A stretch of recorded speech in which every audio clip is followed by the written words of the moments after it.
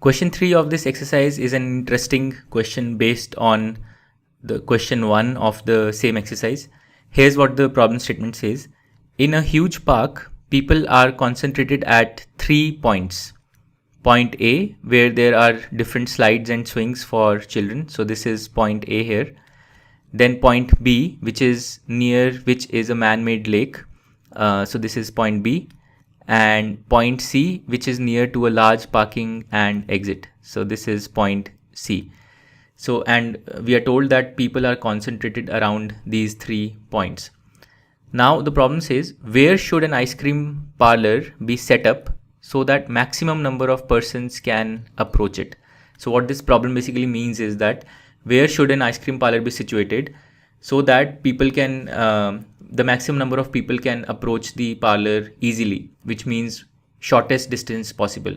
And that basically translates to the solution direction, which is also given as a hint here. The parlor should be equidistant from A, B and C. Why? Because if we have the parlor that is much nearer to one point than the other 2 points, so let's say if we put the parlor somewhere here, which is very close to A but quite far off from B and C, then people located at the points B and C will find it difficult to walk up to this point, right? Similarly, if you put the parlor here very near to B, then people from A and C will find it difficult to come here, and so on. But what if you found a point somewhere here, let's say, that is at the same distance from A, B and C? So all the people will then find it quite easy to walk up to this parlor. So basically the problem reduces to finding a point that is equidistant or at the same distance from A, B and C. So let's do that now.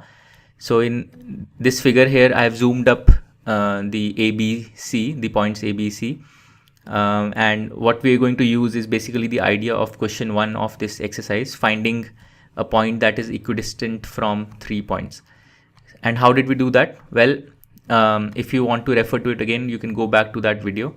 But the essential idea is that we take any 2 sides of the triangle formed by these 3 vertices, these 3 points. So here I've taken AB and BC. Now we draw the perpendicular bisector of both of these segments. So if I draw the perpendicular bisector of AB, let's say I get a line like this, which is the perpendicular bisector of AB. So it bisects AB and it is perpendicular to AB. And now let's draw the perpendicular bisector of BC. So something like this. And this is the second line bisects BC and it is also perpendicular to BC. Now why did we do this?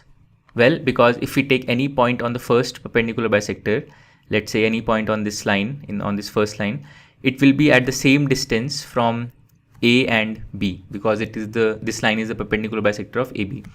Similarly, if I take any point on the second line, on the second perpendicular bisector, so let's take this point here, this will be at the same distance from B and C because it lies on the perpendicular bisector of BC.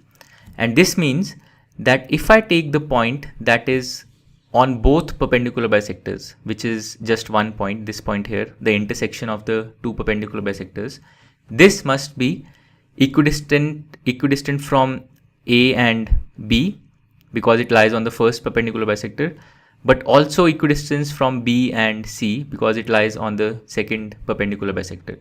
So basically what this means, at this point, let's call it O, is equidistant from all the 3 points A, B and C. So it's at the same distance from A and B and it's at the same distance from B and C.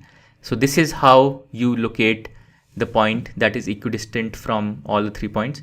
You complete any 2 segments. So here we drew AB and BC and then you draw the perpendicular bisectors. So we drew this first perpendicular bisector and the second perpendicular bisector, and then we took their point of intersection, and that point is equidistant from all the 3 points A, B and C. To learn more about how QMath can help you crack school and board exams, explore QMath Leap, a live online classroom program run by highly experienced and committed teachers.